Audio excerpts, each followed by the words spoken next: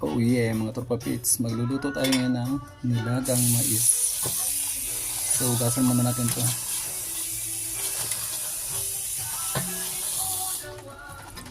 Pag naglalaga ako ng mais, hindi ko tinatanggalan ng balat para malasa siya.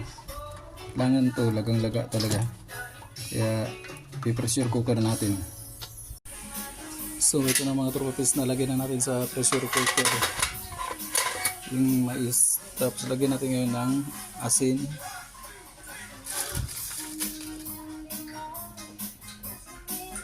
lutong luto to pag sa pressure cooker para siyang ano talaga, malambot na malambot. Tapos lagyan pa natin ng konting patis,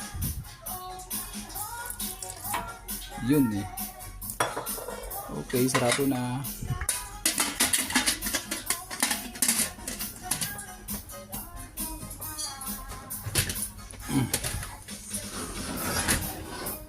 Tapos buksan natin yung apoy.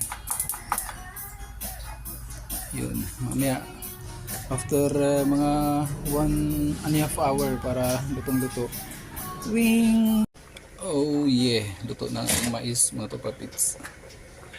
Yan. Tinanggalan ko na rin ng tubig yan. Yan siya. Oh my goodness. Masarap na ito ngayong maulan. Oh yeah, baby. So, babalatan muna natin. Oh yeah, ito na ang ating mais mga tropa pits. So, magpapila tayo ng kape.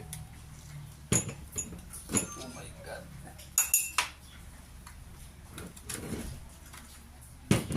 Dahil maulan ngayon, masarap magkape tsaka mais.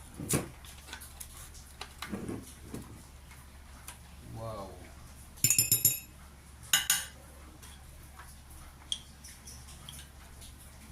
Oh yeah.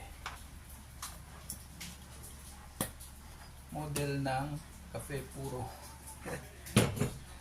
Oh yeah, ang init. May tubig bilis. Black coffee yan mga kapits.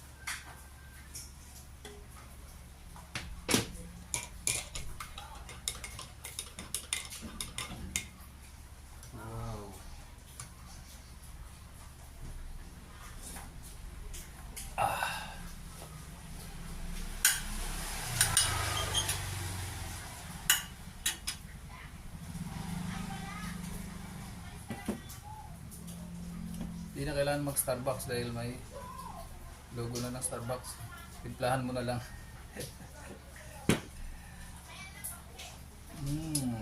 Yummy.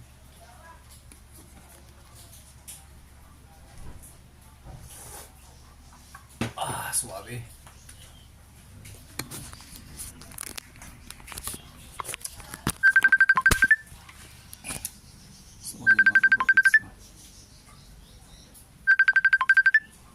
Charan!